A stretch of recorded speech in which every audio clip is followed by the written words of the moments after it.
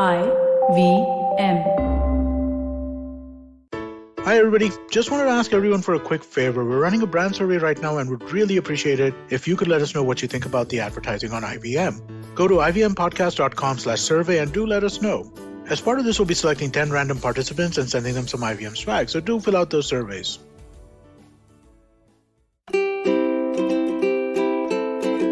Hello and welcome to the Habit Coach podcast. I am Ashdin Doctor, your habit coach. And today we're going to be talking about the third aspect of trekking that I learned from. So we spoke about the cold, we spoke about the exhaustion and the bistari. Now we're going to be talking about the altitude. And what comes with the altitude? The inability to breathe. So the first time I experienced this was on my trek to Everest Base Camp. And we had landed around 2,000 meters. We went up to 2,500 meters. And 2,500 meters is when altitude sickness starts. Now, after that, we were at a place called Namche Bazaar, which is probably 3,000 meters, if I'm not wrong.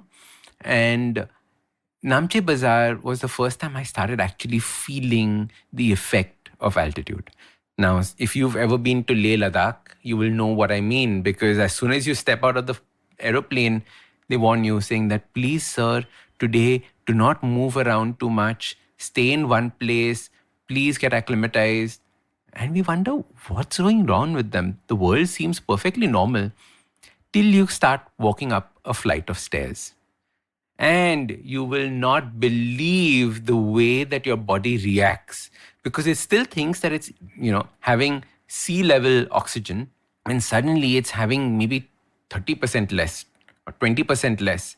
And as a result, what happens is that you start panting and you start panting. And as you start increasing in altitude, this starts changing. Now, I remember this one very, very vivid day when it was cold in the morning and we had just finished breakfast and we were like, yes, let's get trekking. I think Everest Base Camp was just maybe 2 days away. And Sam, our leader, says that, all right, guys, pick up your bags and follow me out. And I was like, yeah, sure. Bend down, pick up my bag, and I start panting. And I was like, oh my God, what is going on? I can't feel. Wait, Sam, I need to sit down for a minute. And that's what happened. It was crazy. All I did was pick up my camping bag, my day pack that too, it was just like a few kilos, and put on my back. And I was panting. Then later on, as we went higher and higher, I bent down to tie my shoelaces. And I came up and the world started spinning around me. It was one of the craziest things, one of the most trippy things you can ever imagine. And the way that it works is that nothing can prepare you for that. So then I came back, and for my next trek, which was Tokangri, I said, how do I prepare for this altitude? How do I prepare for this oxygen? And then I started wondering, should I go to one of those, those fancy high altitude acclimatization gyms that exist in Bombay? And then I found out these various breathing techniques that actually teach you how to function in this low oxygen environment. So obviously one of them is the Wim Hof Method. We spoke about Wim Hof and we were talking about the cold exposure in the previous episodes. So the Wim Hof Method is very interesting. You take 30 deep breaths and super saturate your blood with oxygen. And then what you do is you exhale and hold. And you hold your breath. And you continue holding your breath.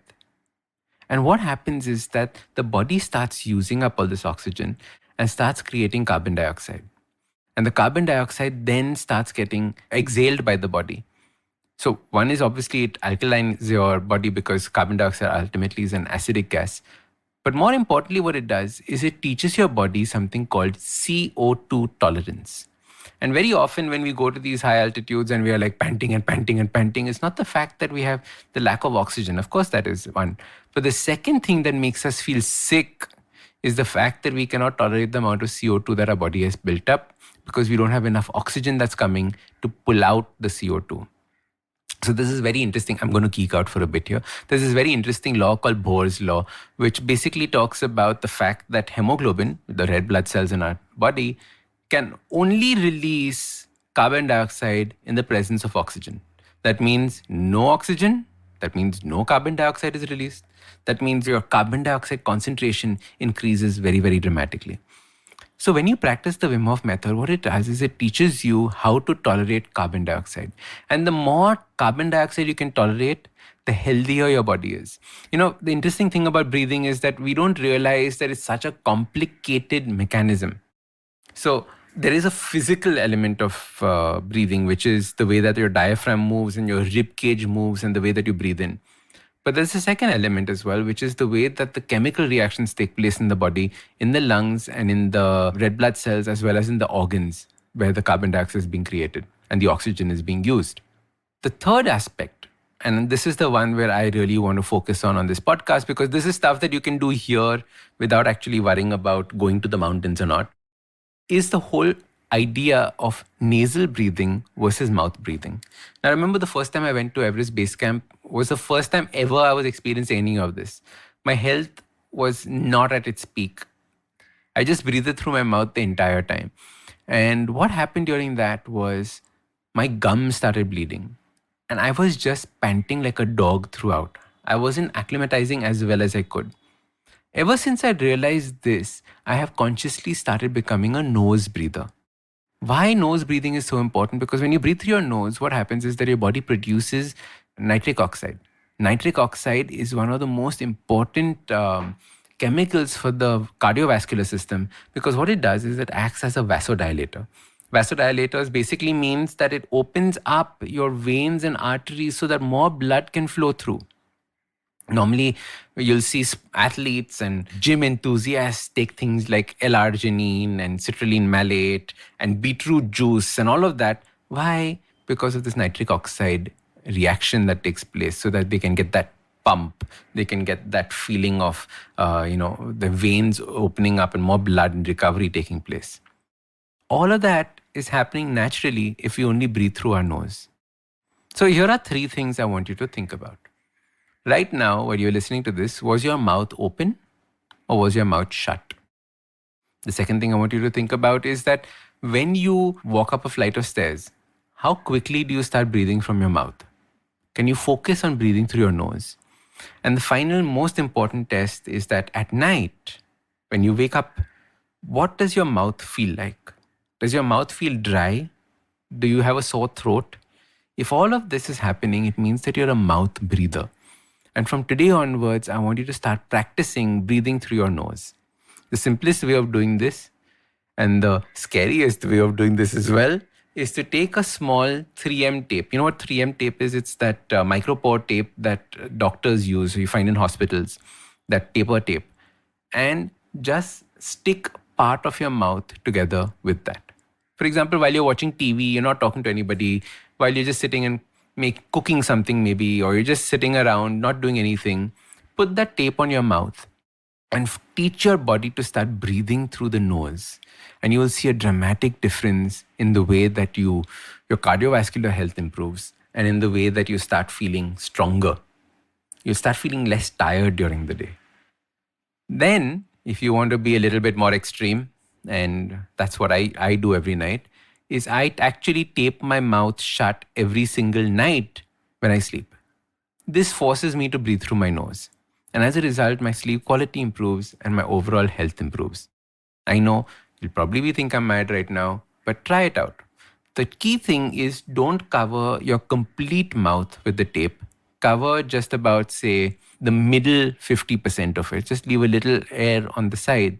Because sometimes if you want to sneeze, you don't want to have your mouth completely shut when you sneeze, because that is a horrible, horrible experience. You'll only do that possibly once in your life and you'll never forget it after that. I've done that.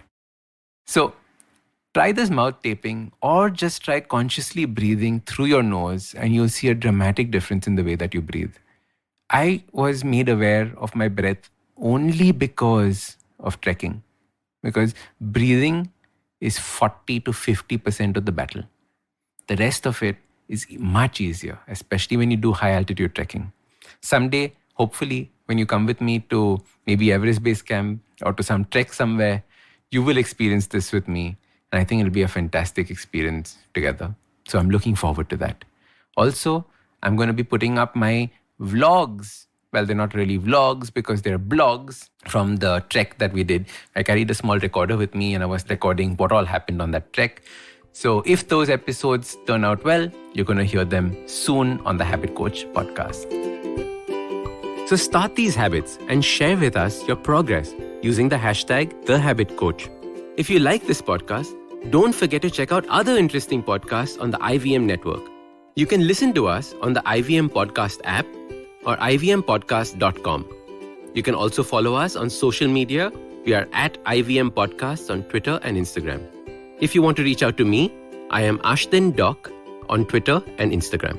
You can find lots more information on my website, awesome180.com, or check out different content on my YouTube channel called AWESOME180. That's Awesome180. Hey, it's been another great week on the IVM Podcast Network. On the Edges and Sledges Cricket Podcast, in the first half, Ashdin is joined by Varun to wrap India's ODI tour of Sri Lanka. In the second half, DJ joins the party to discuss the first T20 international between India and Sri Lanka. If you'd like to hear more about this match, former Indian cricketer Sabah Karim joins Rajiv Mishra on Khel Niti and they talk some more about it. Ladies and gentlemen, we're really excited to announce a new show about crypto with Rohan Joshi. He's going to dive deep and demystify all this crypto stuff that we've been hearing about. And let me tell you a little bit more about stuff that's going on the network really quickly. Congratulations to Maru Kinayat, who celebrates 50 episodes of The Note with a discussion on health as a fundamental right. On Paisa Vaisa, Anupam talks to Harsha Chetanwala of mywealthgrow.com. Zarina Poonawala is starting a new miniseries on emotional intelligence. Do check out the kickoff episode on the Empowering series. And Simplified talks about semiconductors. Do follow us on social media. We're IVM Podcast on Twitter, Facebook, Instagram, and LinkedIn. And remember, if you're enjoying this show, or any other show for that matter, please do tell a friend. That's really helpful for us. And finally, we would like to thank our sponsors on the network this week. They make this all possible. Thank you very much. Ciet, Cred, Global Victoria, Bank of Baroda, Intuit India, Lenovo, and CoinSwitch Kuber. We really appreciate your support. Do you wonder why China does the things that it does? Or want to know how we could improve online privacy? Or perhaps you're thinking about how we can kickstart India's economy. If you'd like to search for the answers to such questions, check out All Things Policy, a daily public policy podcast that covers everything from employment figures to aircraft carriers. Tune in from Monday to Friday for new episodes and fresh takes.